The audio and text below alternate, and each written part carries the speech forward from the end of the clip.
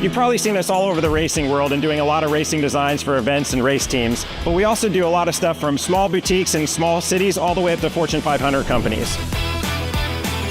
Your brand deserves to be seen. We print on more than just shirts, hats, jackets, bags, and much, much more. Custom corporate branding starts here. Well, hello, everyone. Welcome to a hump day edition of everybody's favorite racing talk show, the show that indeed started it all in this part of the world. This is the Revdo Sports Show. Showtime Bobby Chappie right here, the Iceman Rodney Rodriguez at the Rodney R. Gremlins are gone. I don't see the little things jumping around on the screen right now, so that's a good sign. That's a good sign. Partner, it's been a busy week for you. Just got back in from Dallas. How you caught up yet? Oh yeah. Everything's good. It's always a smooth little trip from Dallas. So that's nice and easy coming off of the Daytona 500. I saw bits and pieces of the race and then saw it full afterwards that night. And I think since then I've watched it or been able to watch bits and pieces of it at least 4 times. It's like on all the time now. Every time I turn around, it's on somewhere. Yeah, I got to see part of it. I got to see the finish, the start, the middle, and the finish over at Storman's party. And then I watched bits and pieces, ended up watching the YouTube highlights for about 15 minutes, which unfortunately that middle part of the race where the Toyotas are running 50% throttle that everybody's mad about wasn't a lot to see during that time, unless you were a Toyota fan seeing the 3 cars up front. But all in all, I mean, I thought it was a typical Daytona 500, if you will. But I did notice this year a little bit more hype around the race than in years past, for whatever reason that may be. Just a lot of energy. It seemed like. I think that after everything that happened last year, we can kind of dig into that. So Sean Guthrie's coming up here in just a couple of minutes, Lone Star Quarter Midgets, as we finish up our South Central Texas Quarter Midget preview of 2026. It just seemed like after everything that went on last year that I was talking about that this morning on the show this morning, to where it's like a sigh of relief. It seemed like everybody kind of had new legs with this. I know people want to bitch and complain about Fox all the time, but I think Fox did a really good job with everything that they did there. The new graphics were good. I like the new graphics. Yeah, graphics were good. The pre-race was good. I mean, anytime you roll out Tom Rinaldi, you're going to have some good stories. And that Denny Hamlin thing was just, I mean, it's gut wrenching, man. I'll tell you, it was really good stuff. So we can break into that. I think overall it was a good speed week. I mean, I was really happy with the Craftsman Truck Series. I think the O'Reilly Auto Parts Series race was great as well. And then the Cup race there on Sunday. So and lot of momentum, it seemed, but it really does. It kind of seemed like a reset to me, to where it's like, okay, let's get past the bullshit and let's move forward. And that seems to be what was going on. Yeah, it definitely was there. I mean, when you have the we'll get into it more, like I said, when the world's most recognizable sports figure wins your sport's biggest race, that is a bigger story than what I think is being told by the mainstream media. Yeah, absolutely. I mean, that's when with the Jordan brand and everything that Michael Jordan brings to anything that he touches, that's something that's going to be really huge. And I think the fact that, and it just so happened that the All-Star game was going on at the same time, so I think that kind of offset some of the stuff, NBA All-Star game. But yeah, man, that's a big deal. And Jordan's brought a lot of attention, I think, to NASCAR that is really good to get. So anyway, really good time for NASCAR. Considering that I had people, we both had people messaging us and calling us saying, "Why is Michael Jordan suing NASCAR?" I didn't know he had anything to do with NASCAR. Yeah, well, it. I really like, because even to that part, it seems like there's a whole, they're arm in arm. You had the arm in arm thing at the trial, and then the other day it just seemed like they're letting bygones be bygones, whether they want to admit it or not. And I think that's the most important thing that needs to happen at this point. So ready to move forward, and I think it was a really good start for him. Yeah, I think it's a good way. We'll just take the momentum, roll right along into Hotlanta, and then roll right along into the backyard here at COTA. Absolutely. All right, let's go diving in. Speaking of rolling along, let's last time out we talked to Bruce Wright. He's kind of anchoring everything going on in the Austin region of the quarter midget organizations. But now we're going to go up a little bit further south. We go to the Lone Star Quarter Midget Association, and joining us here live on Revved Up on this Wednesday, it is Sean Guthrie. Sean, how you doing, brother? Doing great, guys. Thanks for having me on. Absolutely, man. Thank you for the help during the sound check right there as we were trying to get all that figured out. I like Bobby and I were sitting over here trying to figure each other out, and Sean's like, I hear you both. I hear you both. Yeah. He was the unlucky fellow that got to hear us both first. Absolutely. Absolutely. So, Sean, just kind of talk a little bit about everything there in San Antonio. I mean, that's an organization that's been at this for a long time, and just kind of talk about the backstory of everything that you guys have been doing up there. Yeah, absolutely. The club's, well, it predates me. My family moved out here about 3 years ago, but the club's been around since the early 60s, running races. The Pittman family, you guys probably recognize Darren Pittman. He's won a couple World of Outlaw races. He grew up racing there. So some big names have grown up. The track's just a great facility right there at Comanche Park, surrounded with the beautiful San Antonio grass and trees, and a little river runs next to it. So it's a really great little facility. This year, the families are really revved up to get the races started. We kick off February 28th. It's a combined season between San Antonio and Austin. We've got 6 races. Austin's got 7. That coupled with a Best of Southwest series that we're a part of, both clubs. That's a 6-race, 5-state championship. The families are really excited to get started and get going. So yeah, and it's going to be a great season. Yeah, I think the only part that's kind of crazy there, Sean, is that I think people get them backwards a lot of times, because you think River City, San Antonio, right, and Lone Star, you think Austin. So I think that kind of throws it off a little bit. But when we're talking to Bruce on the show a couple of shows ago, this new schedule that you guys have, that with this shootout, doing double headers all over the place in San Antonio, in Austin, and I think you guys got a race up in Oklahoma, I think, if I remember right. So it just seems like there's just a lot of momentum for these kiddos and for the adults too. I mean, it's about developing the kids, but as we've talked about, you got to teach some of the parents too how this works, because not every kid's going to be the next Jeff Gordon. And they gotta learn that, look, it's an emotional sport, but not get too emotional. Man, there's little league parents in every type of sporting event, right? So the parents, we've got to dial ourselves down. The kids are having a blast out there, and a wreck will happen. The kids shake it off, and the dads are yelling and screaming at each other because just your adrenaline gets going. You want to see your kids run well. I get you on the Lone Star and the River City. When we moved out here, I was about as confused as I could be trying to figure out which track I'm supposed to race at. And one track's 35 minutes from me and one's an hour and a half. So you would think I could figure that out pretty easily. But yeah, the Best of Southwest series you mentioned, we're going to go up to Tulsa and run, over to Albuquerque, down to Tucson, and even to Pueblo, Colorado. So that's a really fun schedule that we're looking forward to. And really, it's all about the families. It's about getting together and having a good time. Sometimes we go to a barbecue and a race breaks out. Right? We really enjoy the camaraderie, helping each other. Some families, myself, right? I grew up racing. Some of the pictures in the background is when I ran Indy Lights.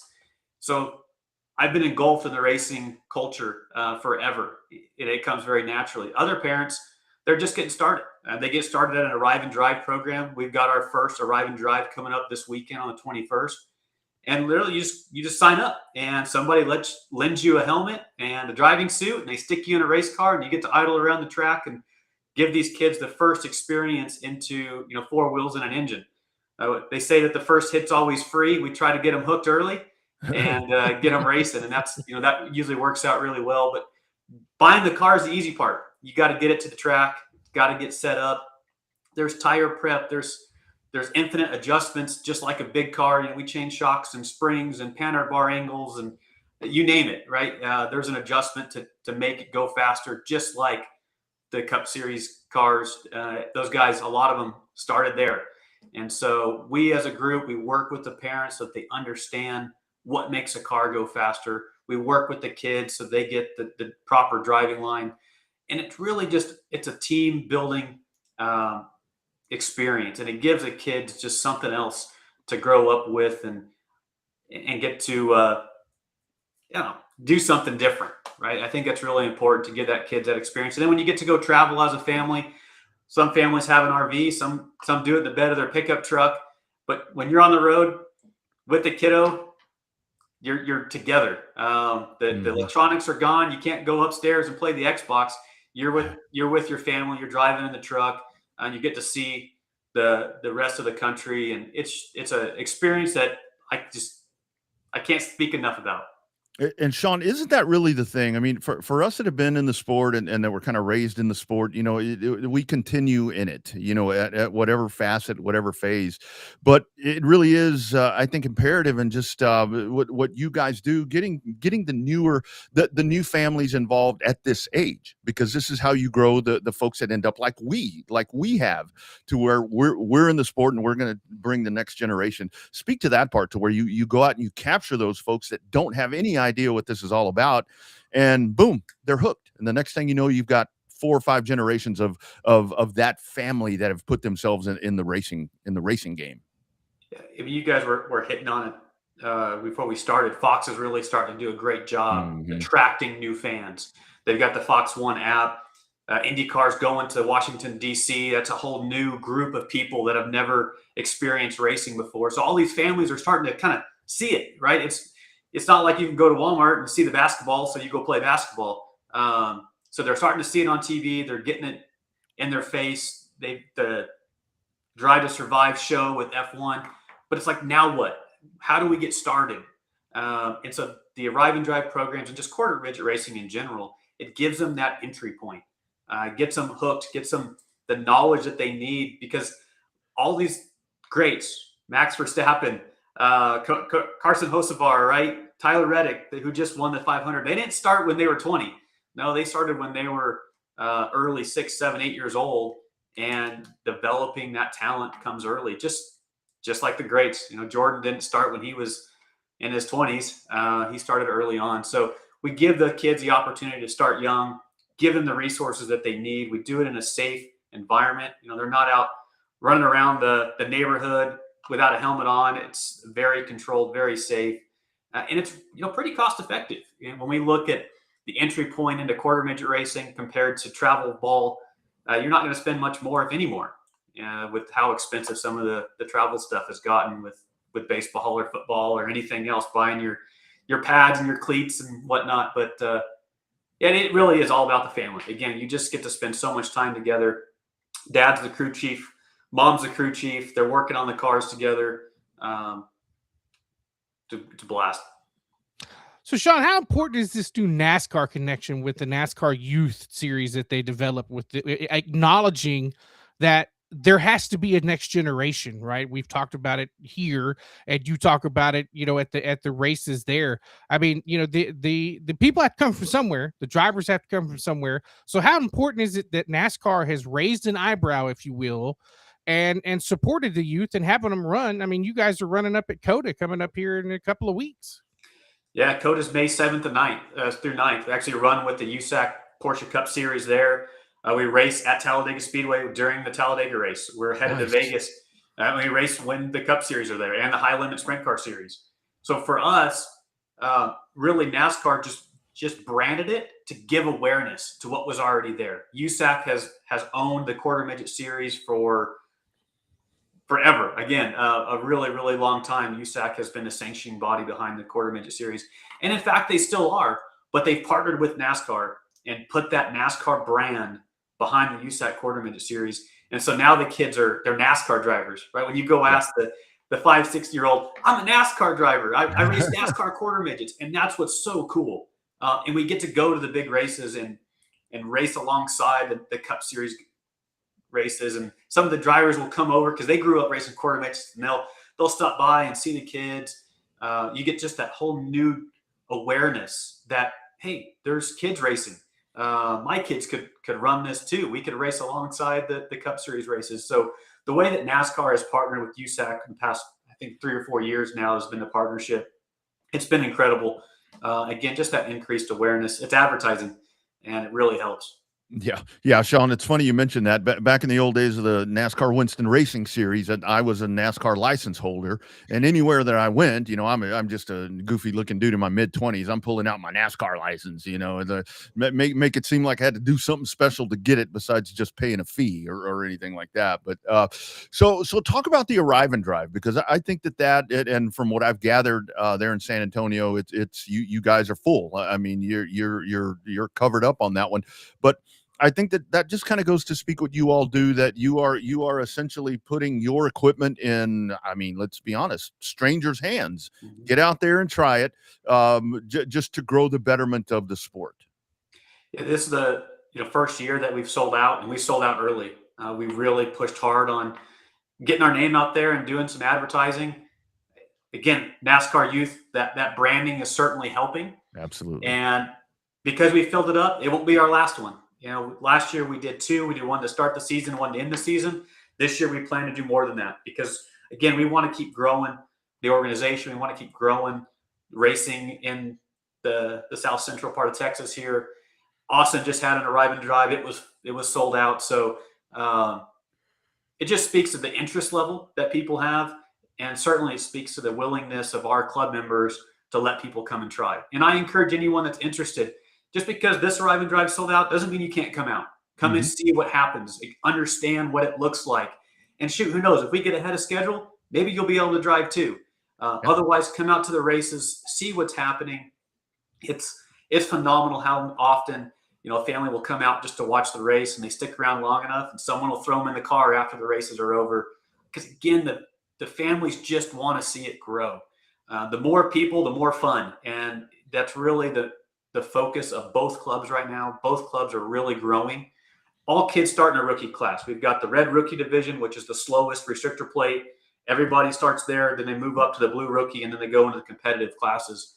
I think we've got a 9-car or 10-car field for our first race already. We're a week and a half out, so we're still getting some entries in, but that's the most red rookies we've had to start a season ever.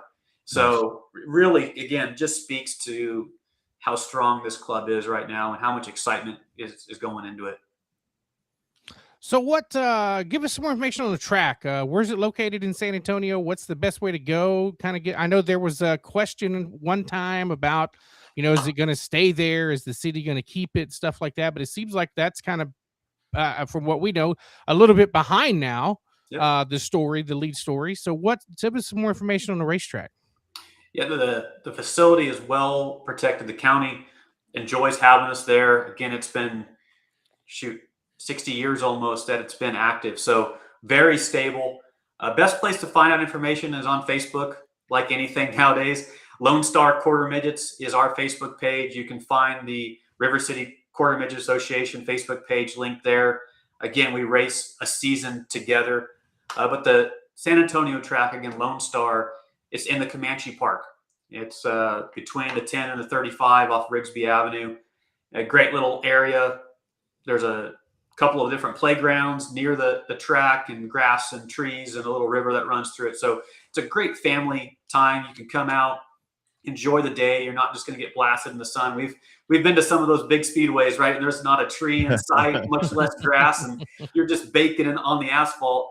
Definitely not the case here. It's a really beautiful park setting, and it's a great track that's there. And Sean, I think the other thing for folks to think about with this, whether it's the San Antonio group or Austin or wherever, most quarter midget groups, is like Bruce talked about, to where this isn't just a revenue churning operation that goes on right here. I mean, there's entry fees, but a lot of that goes right back into whether it's trophies or whatever the case. Kind of talk about that part. Folks that may see this, a business that may see this, and they want to help grow the youth in motorsports or whatever. You guys are always actively looking for folks to become a part of the group in some form or fashion, monetarily. Absolutely. Both clubs are 501c3, so we're nonprofit organizations.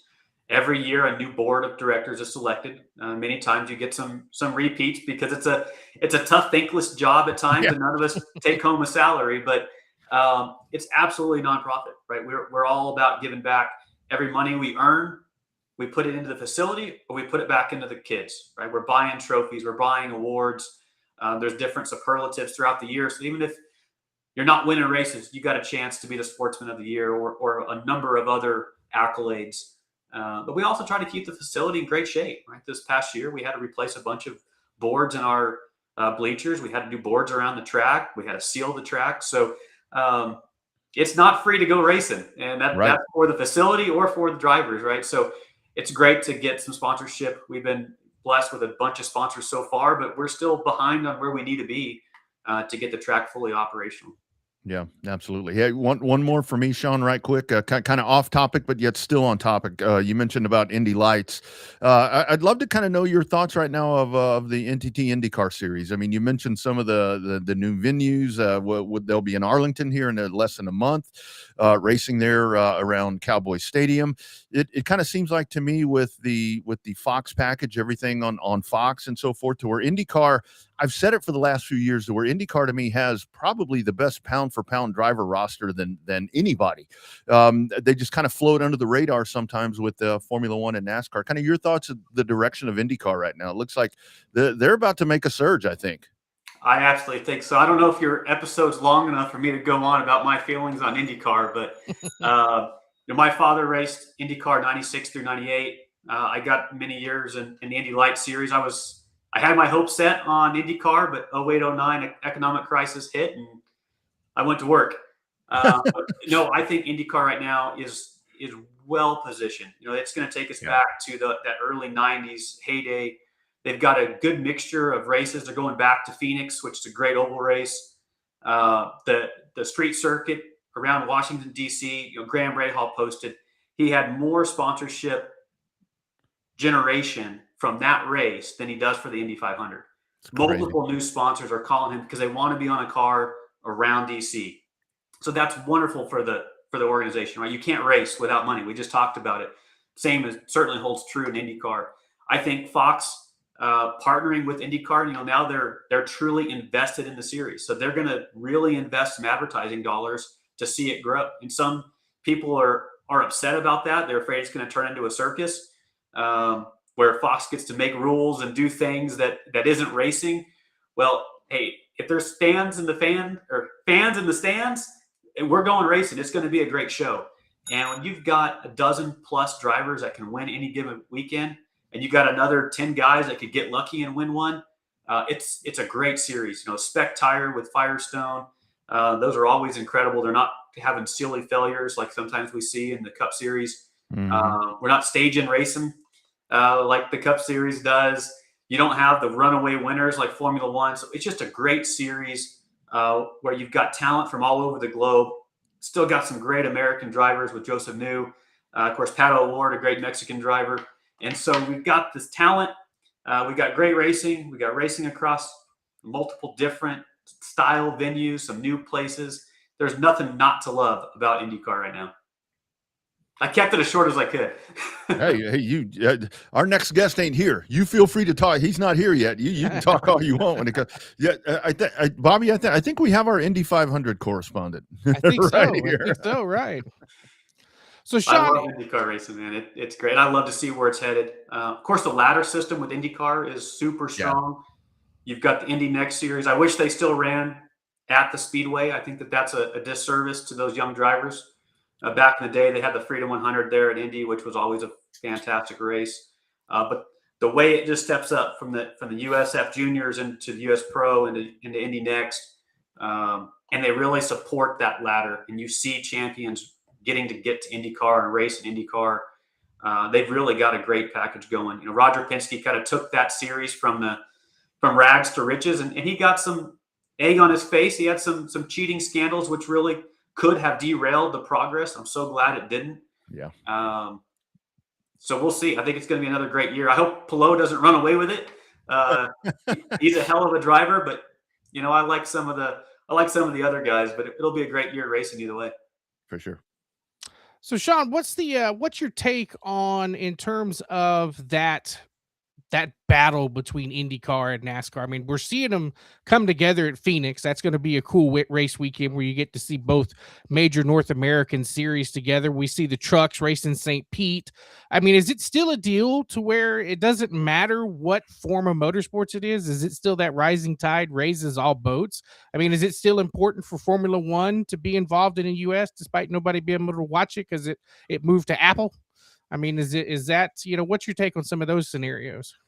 I certainly agree with the rising tide raises all ships. I don't think that you have a ton of just IndyCar or just NASCAR or just F1 fans. I think you have a whole lot more racing fans. Mm-hmm. Obviously, I grew up in IndyCar, but I watched the whole Daytona 500 on Sunday because there wasn't anything else to watch, and it was a great race. I'll turn on an NHRA race because it's racing, and it's better to watch than watching a basketball game or a golf game for me, right? I think running them together, especially now that Fox is supporting both, is just going to further cross the fans. I think Kyle Larson did that when he came and ran the 500 the last few years. You've got some NASCAR guys that are now IndyCar fans because Larson ran it, and vice versa. Because Larson went and ran Indy, now they're watching him in NASCAR.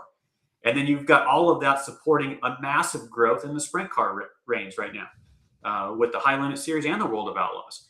And the streaming service for those is helping race fans even more, right? With Flow and with Dirt Vision supporting those races. Now you're getting more sponsorship money that wasn't there previously.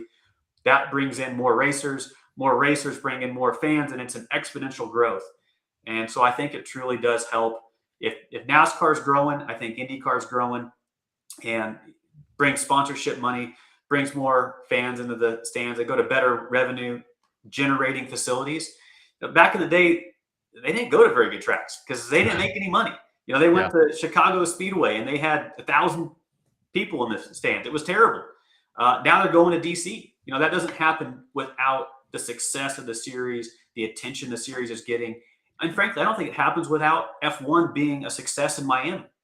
I think that's a perfect example where they put a big race on in a big city and it had massive success. Yeah, they've had the Long Beach Grand Prix and they had St. Pete for a long time, but going into a new city in a new way and having immense success opened the door for IndyCar into Washington. I have to tell you, Sean, I was at the IndyCar race at COTA, and I guess it was 2019, the one race that happened there, and that to me was probably the best race that I've seen a lot of them at that facility, and the fact that it's never come back and that it's gone from TMS. I mean, I'm glad it's at Cowboy Stadium, but missing some of those ovals and so forth. But you never say never. Maybe one day it would get back.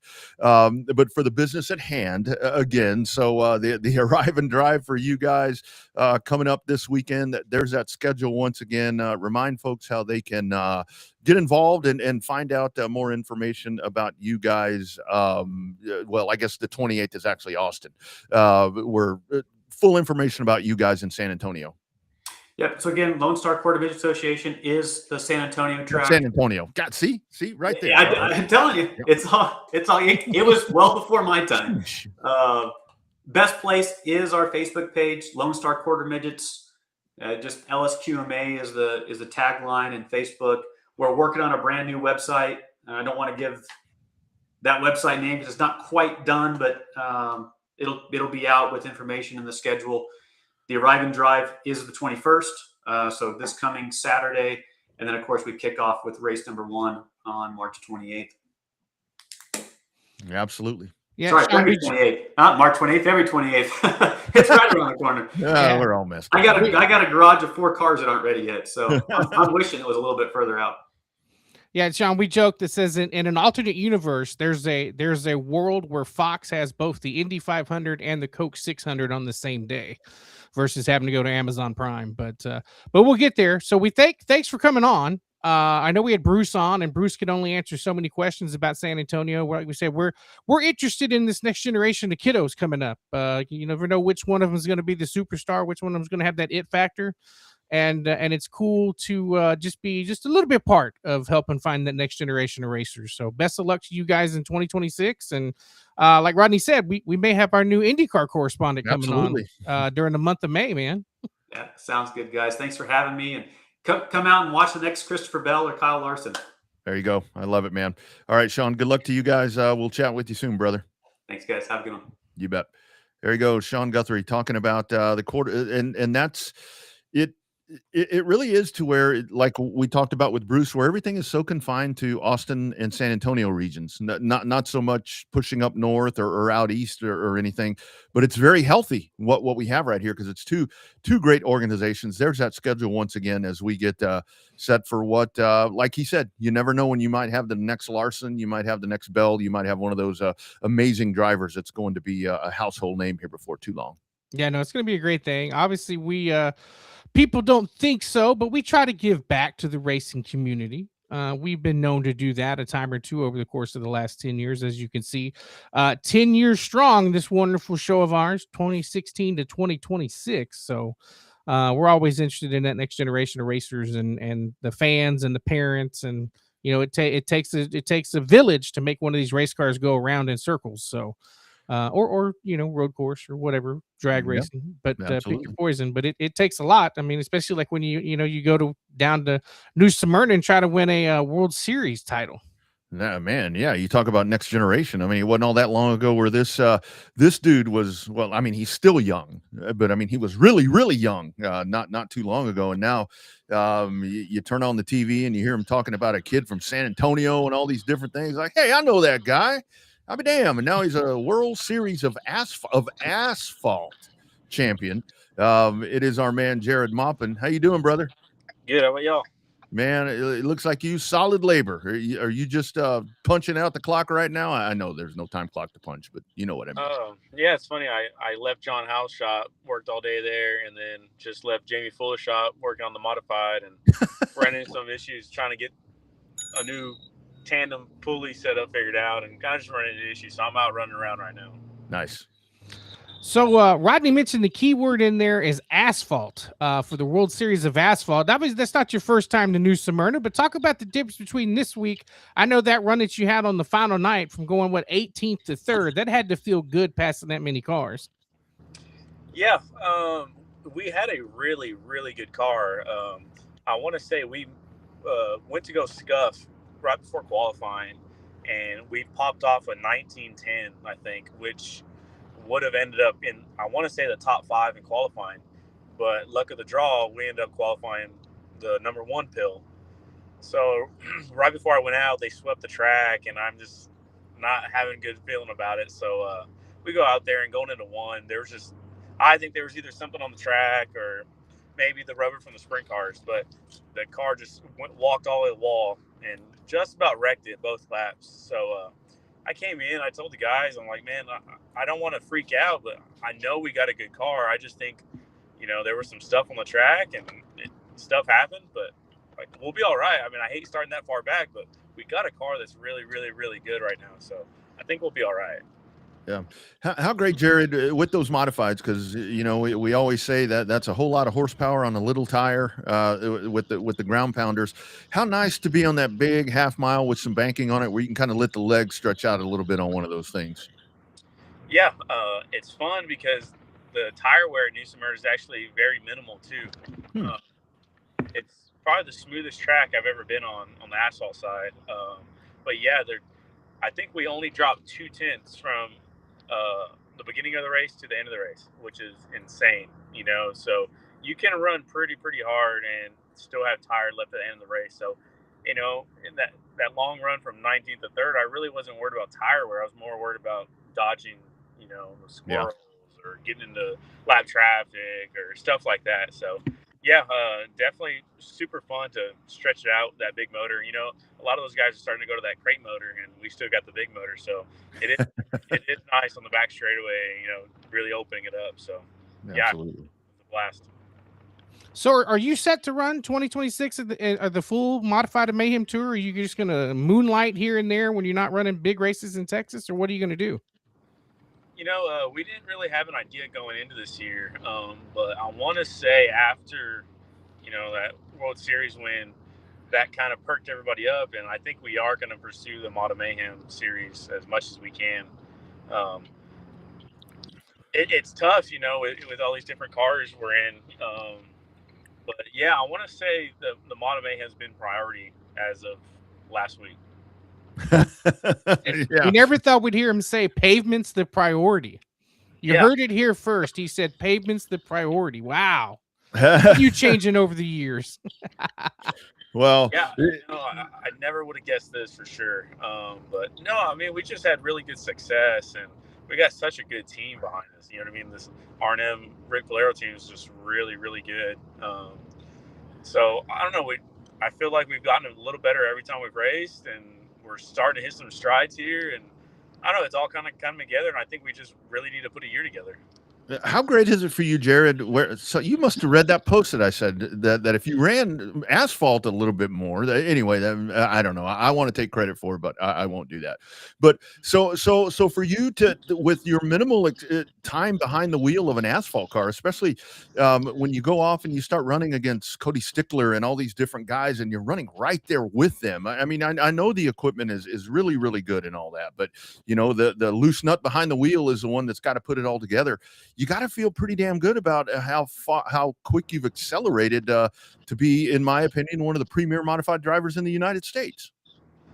Yeah, it's nice. You know, it's nice that the hard work pays off. You know, you start to see results, and I think that's when you kind of perk up a little bit because stuff's starting to show. You know, and you know, those first races in it, you know, you're thinking that, man, this mod stuff's tough. I mean, it's really, really tough. The Model Mayhem series tough, but I just think I got comfortable, and John's comfortable with my feedback, and he's just able to give me what I want, and I just it gels really, really well. But yeah, I mean, it's tough because that's all these guys do, but it's either stay with them or get fired. You know, that's the way my mindset is. I don't want to lose a ride, so I'm going to do my best to learn as fast as I can. You know what I mean? So we don't got. These races are so spread apart. You don't get time to really drop a race, or I'm still learning. No, there is no time for still learning. We're in it now. You need to, you know, like this first test session, you need to figure out now. So I think that helped. There was a sense of urgency. You know, there's no time to be wasting here. Like, you need to figure this out, or this ain't gonna work out. You know, kind of deal. So, you know, you just gotta pick up and get to it. Yep. So you said you were working on another modified with Jamie. You can come see me in Texana in a couple of weeks with the stems opener, or are you going to be running pavement that weekend? No, I think that's the plan. Honestly, I think the plan right now is Abilene. I'm trying to get to Abilene tomorrow to go practice. So Abilene this weekend, Kennedale with the IMCA mod Friday, Saturday, Montgomery for the Model Mayhem race, and then the stems opener. I think that's the next 4 races right now. Nice. There you go. So for you, how about factory stocks coming up this year? Is that going to kind of be if there's an open weekend, we'll fall back into that, or what's kind of the plan with those monsters? Yeah, I mean, honestly, if I'm not running the asphalt of the Model Mayhem series, this brand new IRP IMCA modified that Rick got, that's kind of priority, you know, on the dirt side. But I'm never going to turn down those big factory stock races. So that one's actually getting reskinned. I already got my eyes on that 35,000 at Boot Hill again. I mean, that was a blast. You know, that was a bunch of cars that showed up there. So no, we're definitely got the factory stock off to the side, ready to go. It seems like you have to have a factory stock in Texas. I mean, right? It's kind of crazy not to have one. You know. Yep. I hate to say it, but it just seems like the sport mods are dying down quite a bit, especially in South Texas. I mean, it's sad. I hate it, but yeah, you kind of have to have a factory stock, you know, locked and loaded, ready for these random big shows that pop up. Mm-hmm. So Jared, what was funny when we saw the picture of you winning at the World Series, I was telling my wife, I said, check out this smile. She says, yeah. She says, I feel like I've seen that guy on the show. I said, yeah, he came on the show before he became a superstar. But I said, look at that hair. I was like, it's still perfect. You can't even tell he's been racing for 50, 60 laps. What's the secret, man? Just tell me, what's the secret with the hair? I feel dumb, but it's so funny because I went to get my wristband Saturday morning, and the girl at the booth says, "What's in your hair?" I was like, "It's hard to explain." I mean, and she's like, "I want to get it for my nephew. What is it? Like, I need to know right now." and she straight up bought it right then and there. I'm like, I mean, she ain't messing around. But yeah, I know. I don't know. Half the days I wore a cab, half the days I do my hair. I don't know. I feel like if I look good, I feel good. You know what I mean? It's kind of one of those deals. But yeah, I get a lot about it. I think crap about it than anything, you know. But I think you're right though, Jared, because it's like when I'm on the road, I try to shave every day, and it's like I shave every day, and man, I feel pretty crisp, you know, like I got fresh legs under me, you know. So I think I get what you're talking about. You know, it's crazy because I feel like I have to keep a short haircut. I can't grow facial hair to save my life. You know what I mean? So I feel like I have to do my hair because I can't grow a beard. You know what I mean? So I might as well have a clean haircut. Yeah. Hey, Jared. So like this past week or week, I guess it was there at New Smyrna. So working with John and all these guys, do you get to get in the mind of like Augie Grill and have conversations and kind of figure out? I mean, Augie. I mean, that's just a knowledge there, a lifelong of knowledge from his father onto him. Are you able to get into the mind there of like the great Augie Grill and pick up some asphalt tips that maybe somebody else is not going to be able to get not being around him? Yeah, so this week was definitely special. You know, I'm still fresh. I feel like on the asphalt side, so I don't know the history, but I know all about Augie Grill. You know, I've hung around them enough to where I know Augie Grill. I know all he's done. So I found out that our condo was 4 of us. You know, it was me, Jamie Fuller, Squirrel, which Brandon from Alabama works at Gark Race Cars full time, and Augie Grill. So Nice. us stayed in the same condo. And he wasn't racing until the last 2 days. So Wednesday and Thursday, I had Augie as my crew chief and spotter. Wow. So, oh, nice. You know, it's one-on-one while John has his car to work on. You know, it's me and Augie one-on-one for the first 2 days. So that was really, really neat. I feel like we hit on some stuff. I feel like we agreed on a lot of stuff too. I feel like he has a lot of the similar driving styles as I do. So, you know, he likes a tight car. I like a tight car. So it just kind of worked. But yeah, listening to a few of his inputs, I'm like, man, I never would have thought of that. I mean, right. But it's just, you know, these guys, it's like nothing to them. All these changes they talk about, I'm kind of like, man, how'd you even think about that, you know? But to them, this is just another day at the asphalt track. So really interesting. You know, I'm still learning the sway bar stuff. And he explained the sway bar stuff. Like, to me, it's talking about, you know, rocket science. To him, it's nothing. You know what I mean? It's talking about colors. You know, it's just, it's nothing. So it was really, really cool to spend the week at the same place as them and really just pick their brain and go have a good time afterwards and just hear about all the good times, you know? Absolutely. Well, dude, we just want to say congratulations on the title. I'm going to tell you the same thing that I told Caden Honeycutt when I talked to him at the Derby. Not that we're taking credit for your success, but we do want to mention that we were the first ones to say you'd be the next big thing, and we're glad to see you on the way there, both on dirt and now on the pavement, which is in the deepest, darkest parts of our heart is the pavement side of the world. So congratulations, dude. Good luck in Abilene, and I'll come see you here in a couple of weeks when you come down and see me at Texana. Awesome. No, I appreciate it a ton, guys. I mean, I love coming on here and giving a chat every time I can. So thanks, guys. Absolutely. Keep at it, dude. Proud of what you're doing, man. We'll see you soon. Yeah. You bet. There he goes, driving along the road, working on race cars. When I said he was working, I meant like, you know, the real job, but nope, he's been working all right. We're working on getting his stuff ready. It's just, what a talent, man. It's a hell of a schedule. Talent. That's a hell of a schedule. Abilene, Kennedale, Texana. That's a lot. That's a lot to be kind of throwing right there together right to the start of the season. You know, and the season's here. It really is. Like, I mean, you got Kennedale fired up here, and not this weekend, but next weekend. You got 105 running too, so you've got a lot of really good opportunities to start knocking the rust off of those race cars and you know, grooving up the joints and the elbows and the kneecaps and the ankles for the guys that, you know, hadn't been in a race car for a while. So it's a lot of fun. Like, race season's here. Obviously, we're in a good mood because the Daytona 500 just hit, but it's a lot of fun, man. I'm geared up and giddy and ready to go. I'm excited about the year, and I think that I really do think that the start that we just had, going through Speed Week with the 500 and going through the World Series and ASA Stars, getting rolling, and really good car count. I mean, I see people that I know that some stuff got tore up at New Smyrna, and when you're racing for 7 or 8 days back to back and you're seeing it time after time after time, I mean that does get a little frustrating. But you look at the healthy car counts that we saw at New Smyrna. I think that's telling us that we're going in a really good direction with UARA getting rolling. Of course, they've got their new streaming package with Ultra. I think that Mobile's a part of that. I think that it's going to be a really good year. I think it's going to be a really good year all the way around. And with dirt, I'm looking forward to see what happens, how things shake out here in South Texas. Like Jared talked about right there. One of the things that I think that really sucks is that, limited mods, sport mods, whatever you want to call them, that they really are kind of falling off the face of the earth.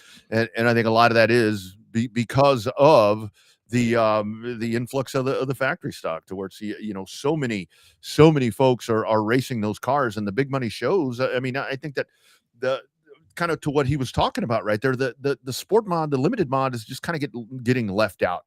You've got, with stems, you've got that in the southern part of the state, and then up north, of course, it's just an influx up there. There's just not anything there for a limited modified right now because of those big factory stock shows and so forth. Yeah, right now I only know of one track south of Cotton Bowl that runs them on a weekly basis or a regular show basis, and that would be the Fine Folks Center Texana. And so it's going to be interesting. I mean, obviously, you get Cotton Bowl's going to have quite a few of them with if you see the IMCA sanction, chances are those are going to be the guys chasing the points. So you see a little bit more cooperation from those guys and sizable fields in those. But yeah, on some of these regular, limited modified tracks and stuff like that, they're just not there. Guys have either moved over to a factory stock or moved on to a big mod, or some of them, just like normal, hit that cycle and they just decided they didn't want to race no more. Yeah. And Cotton Bowl really is the track. And I'm going to say it again. And I've gotten messages to where it's like, can you quit loving all over Cotton Bowl? Can you whatever? Look, man, I don't have allegiance to any one of those tracks. I just tell people what I think. I mean, if you think I have a hard on for Cotton Bowl, that's fine. I'm just telling you the straight facts. When it comes to lack of car count, Cotton Bowl doesn't have it with any of their classes. I mean, even their tuners or whatever they're called, sport compacts, they got plenty of those. They're healthy with everything. All these tracks that can't run a regular modified program, Cotton Bowl runs one.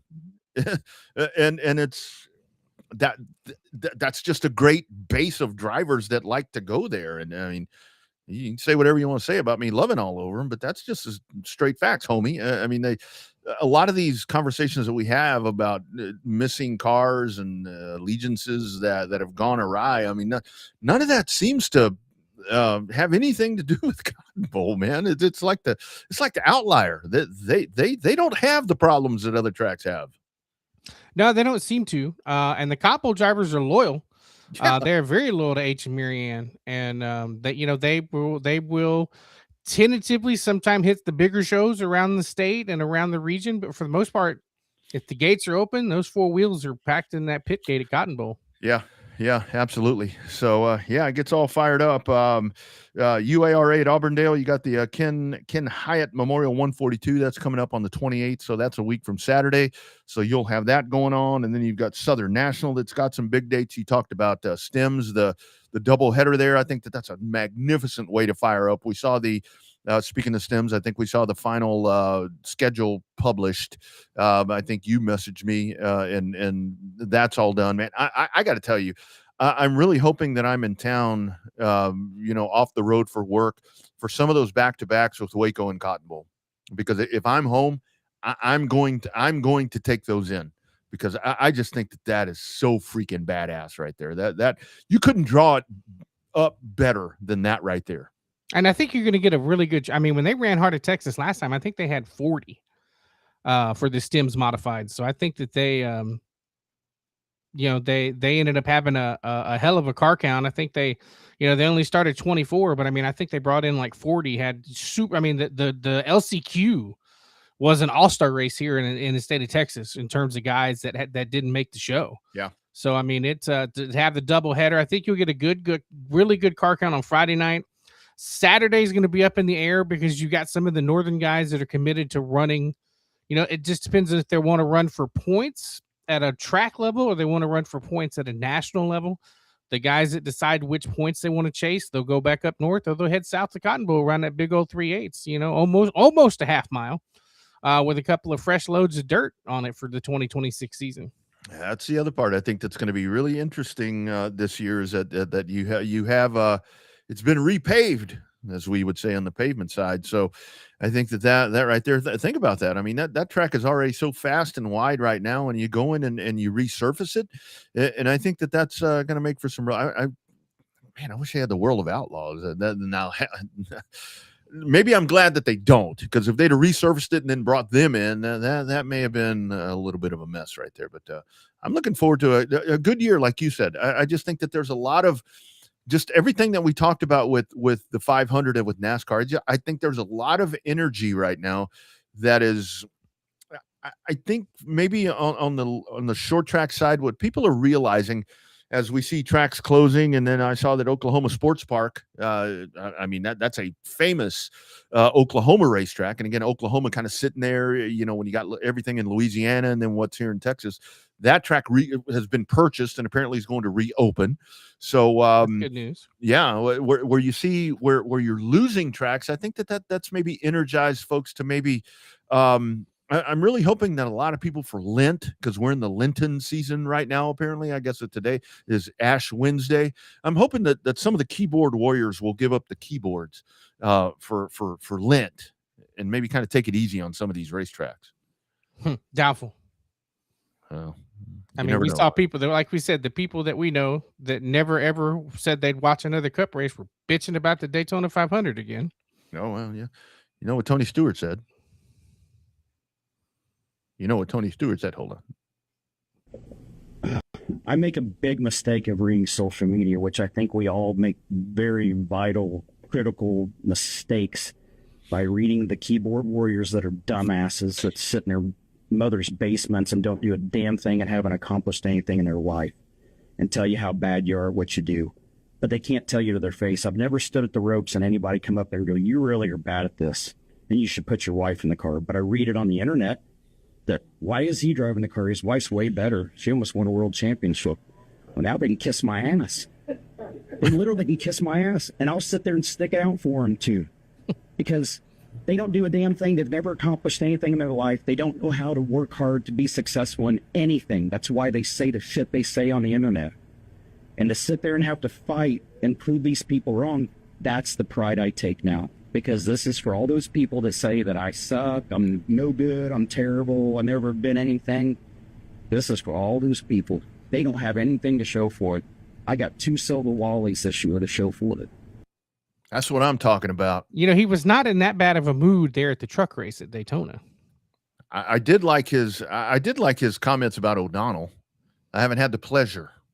Haven't had the pleasure. Oh man, that would have been interesting if he crossed paths with Steve O'Donnell. Hey, speaking of trucks, I think the Cletus McFarland effect was in full effect there on Friday night. What, a lot of wrecks on the highway? Well, no, the ratings wise. Oh yeah, I saw most watched truck race since 2016, 1.387 million people. And then your friends at the O'Reilly Auto Parts Series, highest 18 to 49 audience since 2018, a grand total of 1.8 million viewers watching that one. I'm really curious to see what the Sunday numbers are, because we'll get to that in a minute. Before we do that, let's talk about our friends at Audiovisual Consultations. I'm doing the show from the Audiovisual Consultations studio right here in Round Rock. They can hook you up with the home Speedway system that you're looking for. The Olympics have been going on, whatever, baseball, college baseball is cranking up right now. The NBA, go Spurs, go. God damn, I'm glad my basketball team is good again. All of that, you can check it out on hey, I got 3 screens in here. It's AV Consultations. Check them out. And here's a word from Tom McKay at AV Consultations.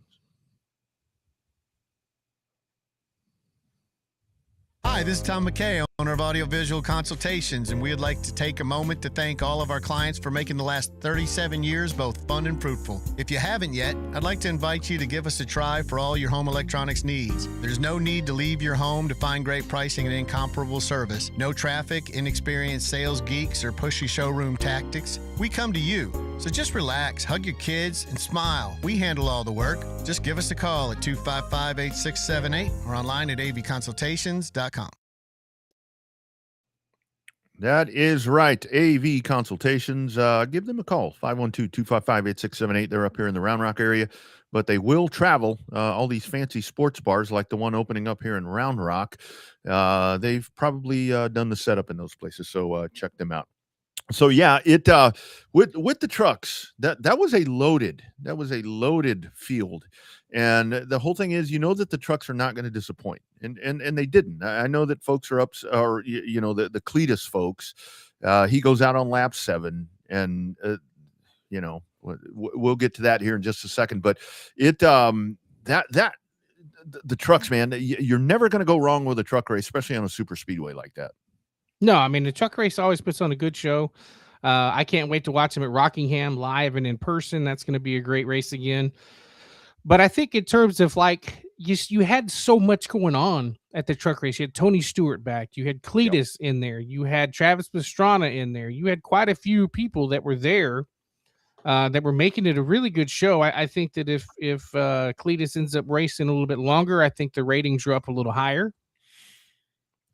But I don't know. I think that he is a hot button topic for sure. There is a lot of people that are, what's the word I'm looking for, are not amused by his mediocre rise to fame in oval track racing. That's putting it politically correct, I think. I tied he and Natalie Decker together this morning. Actually, I taped it last night, but on the show this morning, to where it's like you've got two influencers. Whether you want to think Natalie Decker's an influencer or not, she is. She just happened to be a race car driver before, and now she is exceptional at Instagram and all of these things. I mean, doing everything that she does. Look at the sponsors that she gets. I mean, she's bringing that new blood in, and she's doing that. Is it with driving talent? I mean, that's questionable. She's doing it. I mean, she's an attractive lady, and she brings a lot of eyeballs to it. A lot of people don't like her, and I get that. I mean, I totally get that part. With Cletus, where it's the opposite, where this guy he's electric. I mean, this dude he's a rock star. There is absolutely no doubt about that. But here's door bumper clear from a little bit earlier this week, talking about because it was the conversation with Natalie. Here's what those folks had to say about Cletus McFarland. This is going to be very unpopular, and I'm sorry, but what are we doing? Are we trying to get the best race car drivers on the racetrack, or are we trying to get the biggest social media followings? Yeah, let's just get. I'm going to buy 5 million TikToks, and I'm going to make a bunch of friends, and do some street stock racing, and next thing you know, I'm going to be driving a top 5 truck. A system should not be based on participation. It needs to be based on results. This guy run 2 plate races last year, wrecked in both of them, wrecked half the field in one of them from trying to do a restart, talking about Cletus. And then we're just lucky the other night that he didn't wipe out half the truck field, because when he spun, he went down instead of up. I'm sure he's a great guy. He seems like a phenomenal person. He's got great car control. The videos that I watch, he drives anything in the world. He's not ready for what he's doing. I want to make it clear that it's not Cletus's fault, but it's NASCAR's fault. At the end of the day, you've got this guy with, a ton of followers that, he can bring a lot to the sport. Yeah, he can bring a lot to the sport. Yeah, but go through the system like we all had, like you had, like Luke has, like run modifieds, run late models, run. Go through the system, learn how to race, do all the things that we all have to do to get to the places. Spend the money like we all had to get to certain spots. It feels like a movie. You just don't show up. It feels like Impractical Jokers, where there's somebody in a room somewhere being like, okay, now wreck half the field. This is going to be very unpopular. First question: did Carson Eldridge, whatever her name is, did she pay her dues and not have money? Her little brother hasn't. There you go. Anyway, they're totally right about everything that they're talking about. And when you tie these two together, it's essentially the same situation. But which, by the way, Tic Tacs, thank you. I do carry those. Actually, you know where those came from? Those came from Kevin Rogers. Ran into him at the Chili Bowl. I was on duty. I hope nobody from my work is listening, but I may have sipped a beer. He's like, "Ooh, dude, you need some Tic Tacs." But anyway, yes, the you need eyeballs on the sport, but when it comes to, I mean, what's the difference? I mean, essentially, seriously, what's the difference? It's kind of the same situation when you really look at it that way. He did it, and look, he did a great job in the ARCA race, and he's great with the promotional stuff and all that. But he's in over, as Larry Mack says, he's in over his skis a little bit when it comes to that. But look, he gets the opportunity to do it. My only thing with this is a lot of people look at Cletus and it's like, oh, well, he's inexperienced, he'll figure it out. And then you get somebody like Natalie or one of these other guys that is constantly having problems. It's like, oh, they're no good. It's all who you like. It's all who you like, but really the same thing. It's the same it's the same concept. Same concept. Yeah. The difference is that he is able to, let's just face it, he's buying rides. Of course. He's buying rides in something that's not a late model. Something that's not a super late model, something that's not, I guess an ARCA car, but he's buying rides. He just has the ability to buy a hell of a lot more expensive ride than some of these other people. Right. Right.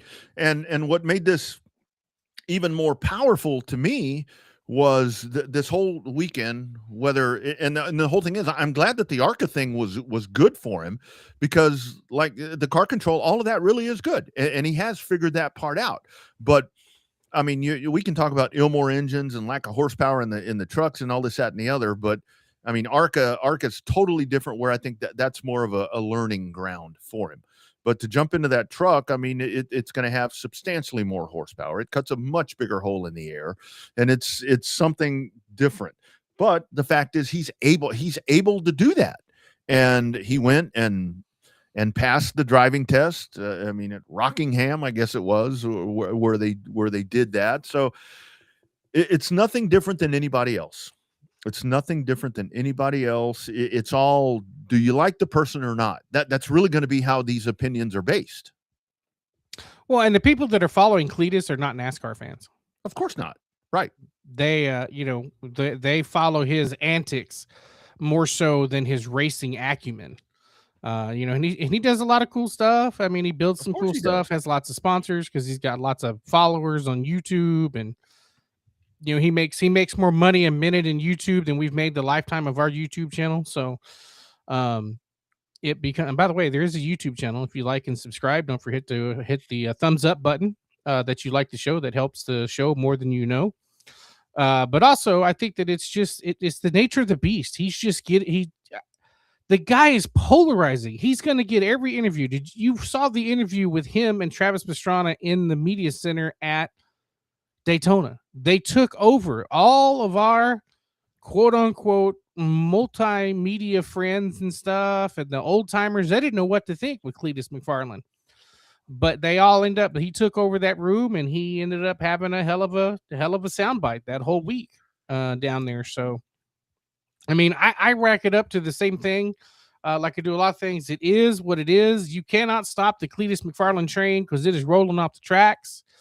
I think I'd like to see him run Bristol. I'd like to see him run a Martinsville truck race. I'd like to see him do a little bit more ARCA racing, something that's not super speedway. He did okay at the Charlotte race that he ran in ARCA till he stepped on it on the front row of a restart. But I mean, I think that he's coming. Had the Biff not happened, the accident with the Biff not happen, I think that he'd be his progression would be considerably faster because he'd have Greg Biffle by his side. And that was such a big part of, not to make light of what happened to Greg Biffle, but the fact that a lot of the conversation that he had that was had with Cletus McFarland over the past week. What's his real name? Garrett Mitchell. So much of the conversation did come back to the relationship with Greg Biffle. And I think that made it even more powerful. The fact that he was there and attempting to do a double, I think that was, drew more people into him because he was able to go and pull some of those Biffle fans. And that's great. I mean, that Greg Biffle saw something in him, that they built that relationship, kind of that zany relationship. And the thing with Travis Pastrana, to me, what I kept thinking about throughout the weekend was, I mean, it's a big deal for him to be actively involved in the sport. I mean, that's a big name. I mean, that's one of those names where you talk about polarizing all the stuff that guy has done, but him too. He's tried this before. It ain't been nothing all that great. He failed the same reason Haley Deegan failed. Right. It's not his cup of tea. I'm not saying Right. that Travis Pastrana's not good. I'm not saying that Haley Deegan's not good. And it's probably the same thing with Cletus. Everything that they drive is high horsepower, high torque, pop the throttle, and that some bitch goes. Yeah. Off-road, supercross, motocross, flips, flops, all that stuff. That's what Haley Deegan and Travis Pastrana are known for. And that's why they did a whole lot better in their other disciplines. And when they got to cars and trucks that had no power, I mean, you know, we talk to people all the time. It says those trucks run wide open all the time because they ain't got no power. Yeah. We talk to people with the Xfinity cars. They run wide open all the time because they ain't got no power.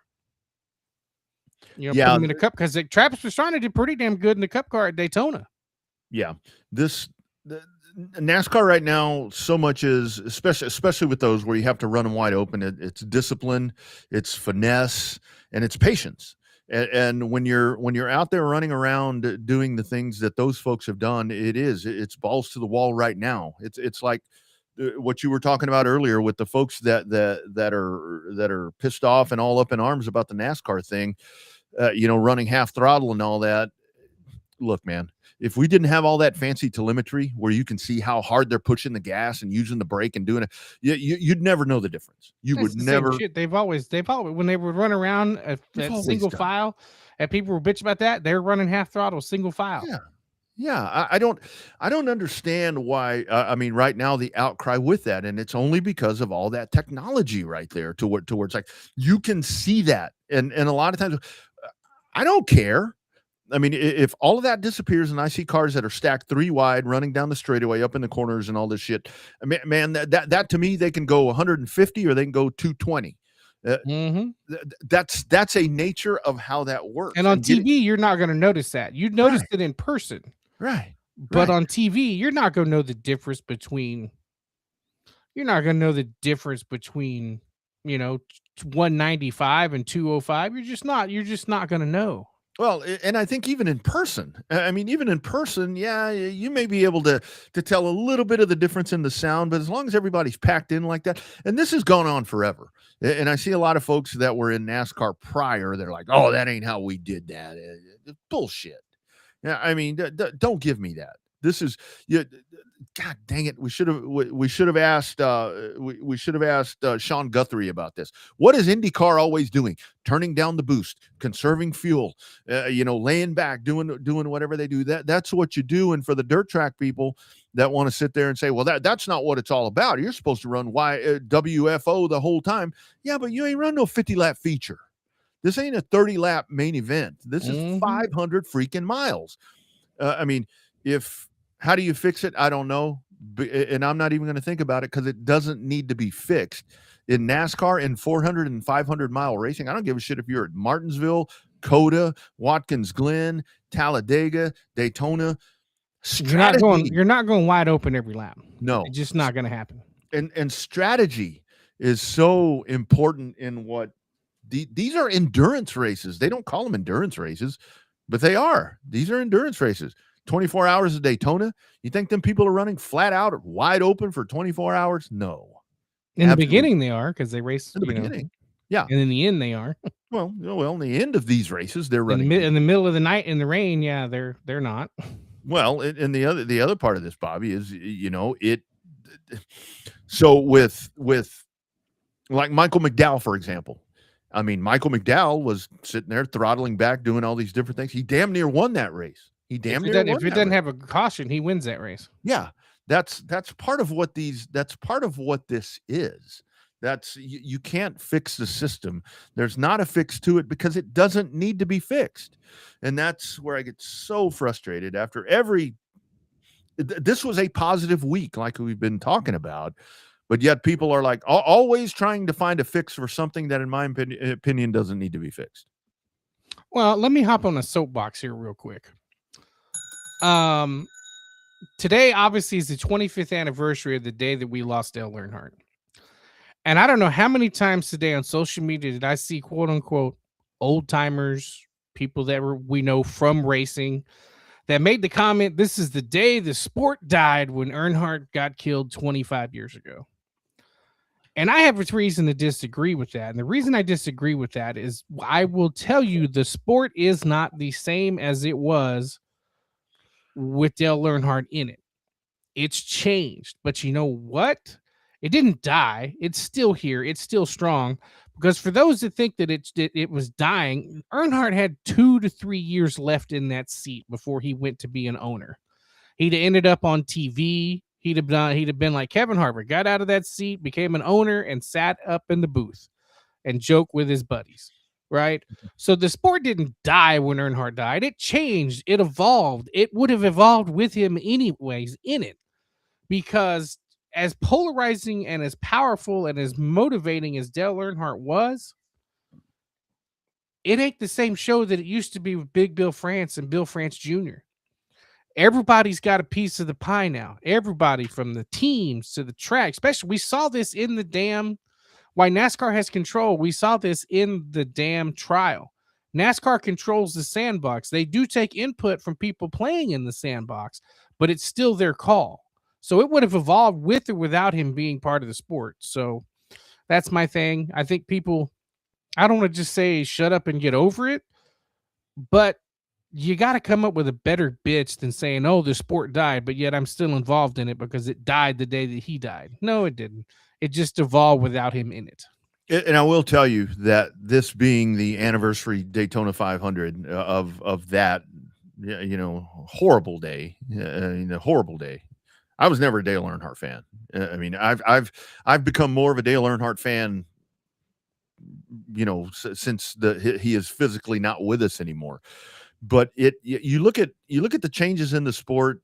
They've been bad. It's some of them, and a lot of that. I think that's part of where NASCAR's owning that right now. They're like, yeah, we have screwed up.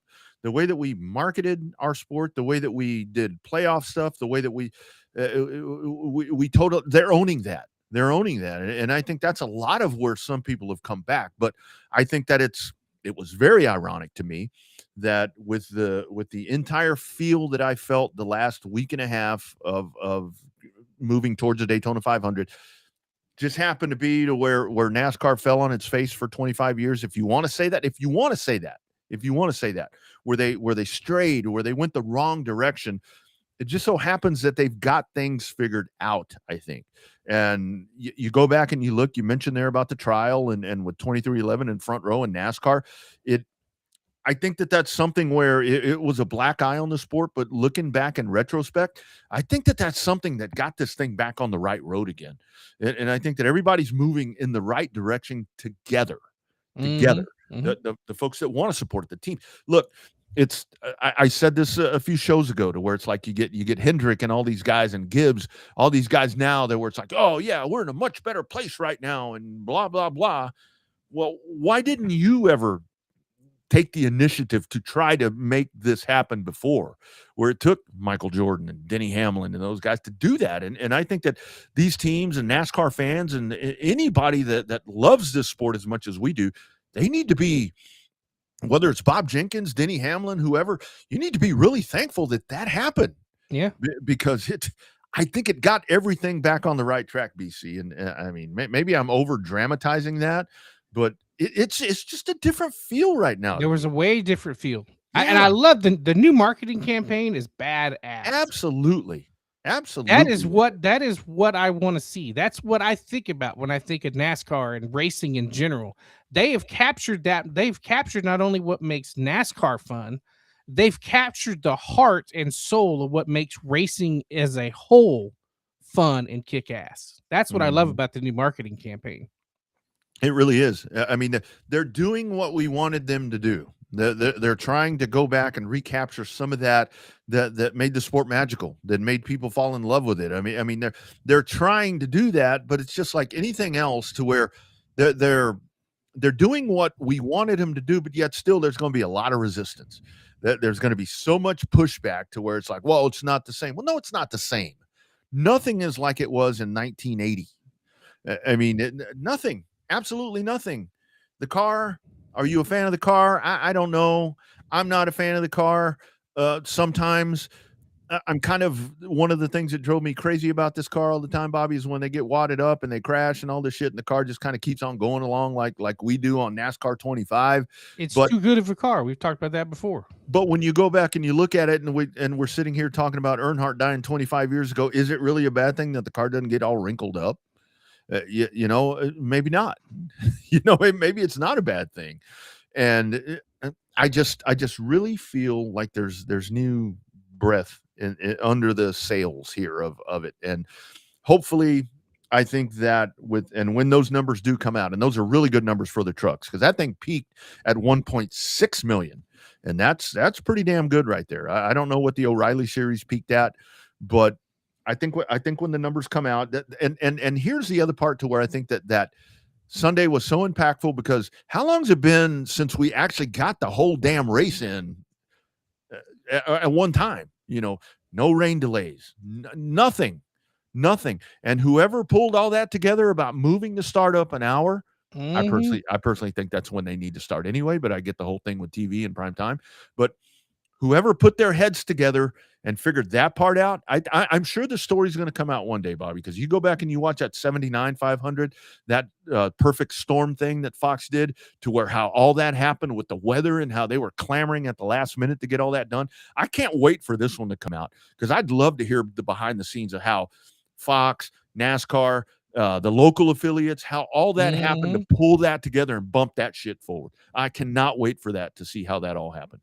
I mean, it was the right move, because it was raining in Victory Lane. Absolutely. I mean, it was raining in Victory Lane. So, I mean, I have no doubt about the fact that they made the right decision. Yeah, well, they said that when teams were trying to get out of there, I mean, you couldn't fly out of the place. I mean, it was a torrential monsoon that was going on, and lightning and so forth. So I think it really worked out well. And I think that it's just kind of that whole new wave. And I think for the new folks that may have clasped on to what they saw Sunday, when they turn on NASCAR on this Sunday, or the O'Reilly Auto Parts Series, whichever one it's going to be, if you liked what you saw at Daytona and you turn on Atlanta, you're going to get that again. And yeah, I was going to say, it's the same concept in Atlanta. Same concept, if not better.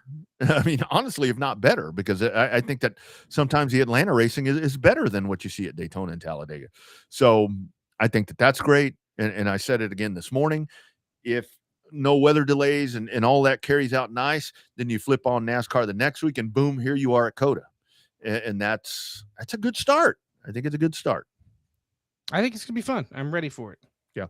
The race itself, Tyler Reddick winning. Man, Bobby, I couldn't text you fast enough as I'm watching the finish right there.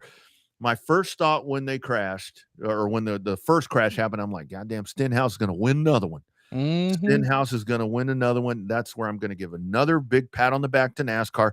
They weren't yellow flag happy this week. You notice that? They let him race to the end. Yeah. Very consistent. Let him race.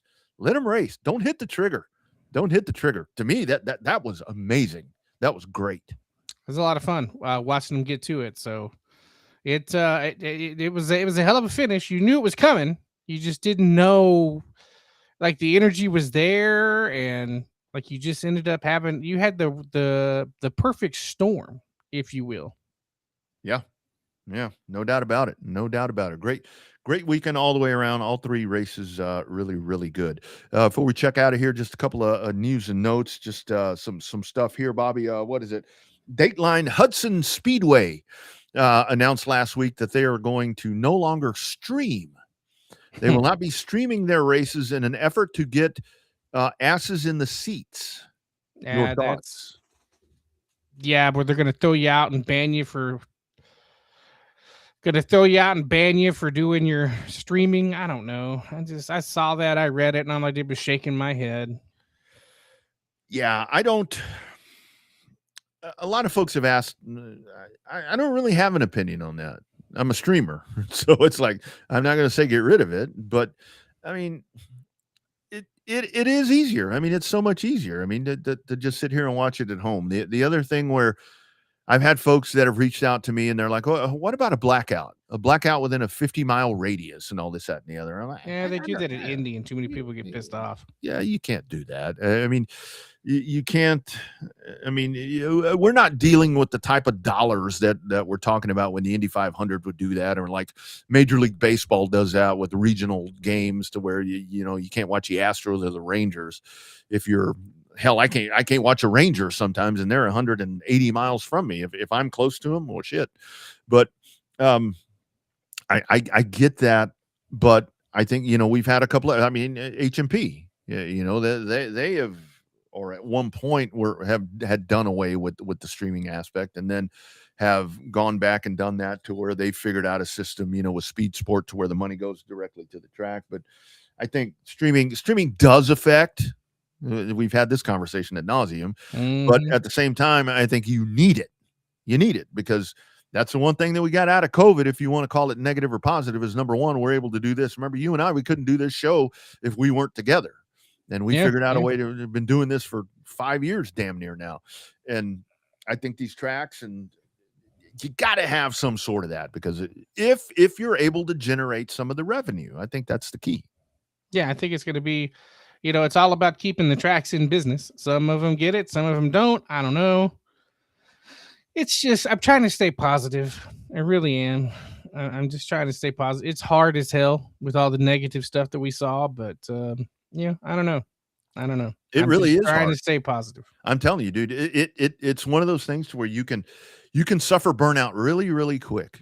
And I'm telling you, it is my. It's too early in the season to be pissed off about the negative and stuff already. And that's a whole thing for me. It's more, I'm disappointed in a sense with everything that went on this weekend at Daytona, that folks are still like I said, it's always that the instant reaction is, well, they should have done this or they should do that, and never, hey, not bad, but I'd like to see this. There's never that first part. It's always, everybody always has the answers. Everybody always has the answers. Flow Racing reported that the World Series of Asphalt Racing, of course, we just talked to one of the champions of the World Series of Asphalt Racing, was the most viewed stream, one of the most viewed streams ever on Flow Racing. The top 10 states reported by Flow, and we'll go from number 10 up. Number 10, Virginia, not surprising. Number 9, Georgia. Number 8, Wisconsin. Number 7, Connecticut. Number 6, Ohio. Number 5, Indiana. Number 4, New York. That's kind of surprising. That's weird. Yeah, that is kind of weird. But they did have those big mods and all that stuff in there. That's true. Yeah. Number 3, Pennsylvania. Number 2, North Carolina. Not surprising at all. Number 1, Florida. That's your top 10. You mean the number one streamer was in the state that the racetrack was at? What the hell? That's not supposed to happen. Of course, there wasn't a lot of asses in the seats right though. There. For yeah, a lot of asses in the seats were not in the seats there. So except for the Clyde Hart, I mean that's the only one that really had a whole bunch of seating or a whole bunch of asses in the seats. Where you at, Texas? Where you at? Where's Texas? You had a guy that just went and won a championship over there, and you had some Texans in there. Where you at? I bet Texas will be in the top 10 of a dirt show. Yeah. It is what it is, man. It is what it is. Well, my watch is telling me again, are you on a workout? No, your heart rate back up again? Heart rate's going up again. I do like Buford T. Justice and Smoking and Attitude. Yeah. Hey, I mentioned Lent a while ago, Bobby. You give, I don't know if you practice Catholicism or not. I mean, there's a lot of people that aren't Catholic that give up stuff during the Lent period. Are you giving up anything? I'm trying to give up soft drinks just because I know they're not healthy, and I'm trying to lose about 30 pounds. But Olipop, brother, Olipop. But other than that, not really. I'm trying to read a little bit more. Trying to expand my horizons, try to become a little bit more. I mean, you've seen my office. I have a boatload of books. I have a boatload of books in my office and only read half of them. So now it's my goal is to read the other half of them. There you go. There you go. I don't. I thought about giving up coffee, and I did that one year when I was actually more. I really don't have a religion. I kind of go to the Church of Hank Williams is kind of my church, as Kevin Fowler once said. But I thought about giving something up, but it's like, when I'm on the road, it's really hard to, the things that I like, it's hard to give up. Coffee, beer, fast food. When I'm on the road, I need all that. Tobacco. can't really give any of that stuff up. Tobacco as in smokeless tobacco, before you guys get carried away. Bob, before we get out of here, I do need to get from you, because Storming Steve Sims asks, we need your report from the Pinewood Derby, my friend. It was good. I'll post some pictures on the show page about the 2 cars that I had entered. I had a high five that didn't look anything remotely like the original high five, and then had the RUSS bus.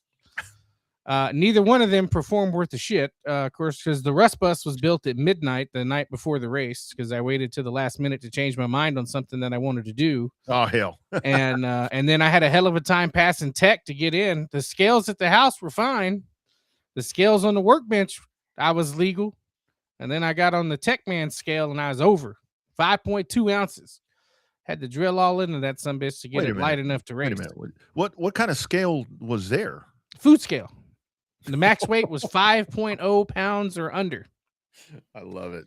I love it. So it is fun. Rick Sims built a hell of a Pinewood Derby track, if you will, and had a good time. We even stopped and watched the last 20 minutes of the Daytona 500 while we were at it. So 86 cars, I think, total. Damn.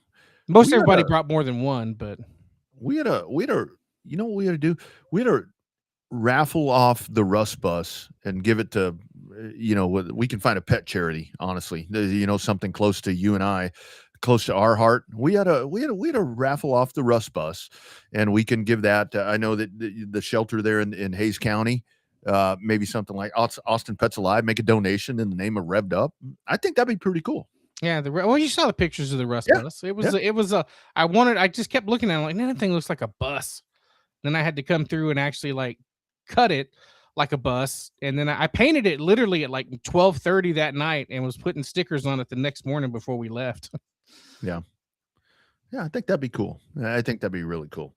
Good stuff right there. Looked like a good time happening out there. I saw that track. That looked pretty cool. So what happens to the track now? I guess Steve would have to tell us. I'm assuming it's going to go in storage at the top of the top roof at the activity center. There would be my guess as to where it's going to go. Man, I think that would be a really cool thing to take. Find some venue and have like a Pinewood Derby tournament type thing, and get them out there and go. You remember the one we went to, back at the Horn? I mean, when we did that one, I mean, that was pretty cool. That was balls out. We need to find out how they do their live timing and scoring. I know that's something that Steve had his eye on, was the live timing and scoring for the Pinewood Derby. Yeah, Steve, I can I already thinking about how he wants to change it up for next year. Yeah, that looked like a hell of a lot of fun. Looked like a good time. Well, I was hoping you were going to win. Was there money involved in this thing, or was this unofficially? I mean, you can't gamble illegally, right? There may have been a buy-in and may have been a payout. I don't know. Yeah, nice. All right. Well, that's good. It's good stuff. All right, friends. This has been a lot of fun. It cost me $20 that I didn't get back. Hey. Well, who won the? I know there's a pool that goes on there for the winner of the race. Who had Tyler Reddick? Ron Parker. Oh yeah, and Walter Sims. Walter Sims, boy, that's a name right there. Old number 12. Hell of a racer back in the day. Yeah. So fun program talking about the Lone Star Quarter Midget Club out of San Antonio. Sean Guthrie, as we said, I think we found our new we might have to get him on before the Arlington race. And I got to tell you, speaking of that, I mean, after spending a week in Dallas, they are fired freaking up about that. I mean, especially Fox 4 over there. They are, I mean, there's constant commercials, and they had something. I was going to send you a link They've got an IndyCar museum that's over at the Arlington somewhere. They've got AJ Foyt's 1977 winning Coyotes in there. Johnny Rutherford's 1980 Pennzoil Chaparrals in there. They've got one of the other Pennzoil cars in there. They've got a car from 1912, I think, that's in there. So it's a pretty cool thing, man. God, man, I'm home that weekend. I kind of wouldn't mind going to Arlington for that. I think that's going to be is it? 15th and 16th.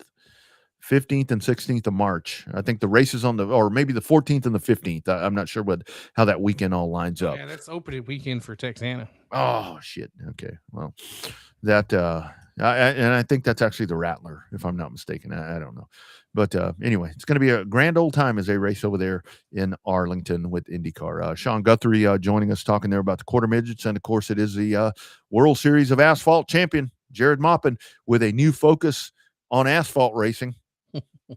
I did get a text from somebody that will remain unnamed, that because when they talked to Maupin after the race, he said, "Yeah, I can't wait to get back to the dirt track." Did you catch that on Flow? Mm-hmm. He's like, I can't wait to get back to the dirt track. And then this person messaged me, and they're like, "What?"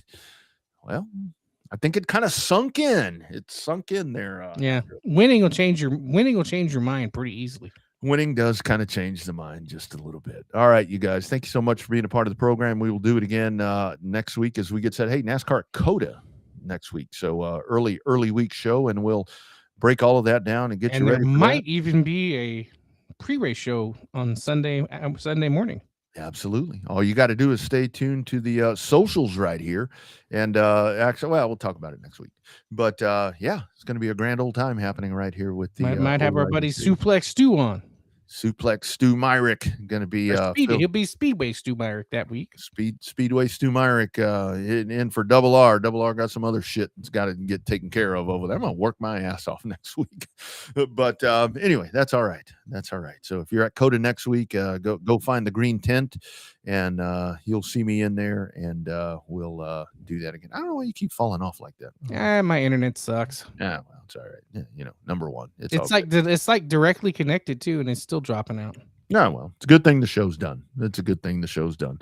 You guys check in next week. We'll do it again. All the archives at revedupsportshow.com. Be sure and like and subscribe to the YouTube page. Get those notifications on the Facebook page. That way, when we go live, you'll be able to catch that. Also at revedupsportshow.com. Middle of the page, the audio archive is right there. Every edition fresh and packaged right there for you. Look for the viral clips that we will post throughout the week of different points of the show. Bobby, rest of the week, my man. Just looking forward to this. Is basically my last weekend off before I'm at a racetrack every weekend for about 8 weeks straight. Lost me again. Sorry, lost me again. Yeah, this is my last weekend at home before I'm at a racetrack every weekend for about the next 8 weeks. So probably just try to play a little catch up and try to get ahead of a few projects, and who knows after that. So I'm a little excited. I'm going to be on the road probably tomorrow, I think it is. I'm not excited about being on the road. I'm going back to Odessa. At least this time there's no ice or snow. But I'm going to be taking in on Friday and Saturday. I will be out for the MAPS Motorsports Monster Truck Spectacular happening at the Ector Coliseum. So I'm looking forward to that. That's going to be a grand time. And of course, when I get to go to those, it's like, I'll get some pretty palatial confines in that one. So looking forward to that. Then it's COTA the following week. And then the following week after that, as soon as I'm done on Monday, on Tuesday, I'm shagging ass and getting ready because on Wednesday, I go to Phoenix. I will be there at Phoenix for the IndyCar and NASCAR doubleheader. Looking forward to that. Sounds fun. That'll be a good time. All right, friends, check us out on the socials, and we will do it again next week. He's Showtime Bobby Chaffee down south. I'm Rodney Rodriguez. We look forward to seeing you the next time for #Real Race Talk. It is the Revved Up Sports Show. Be well, friends.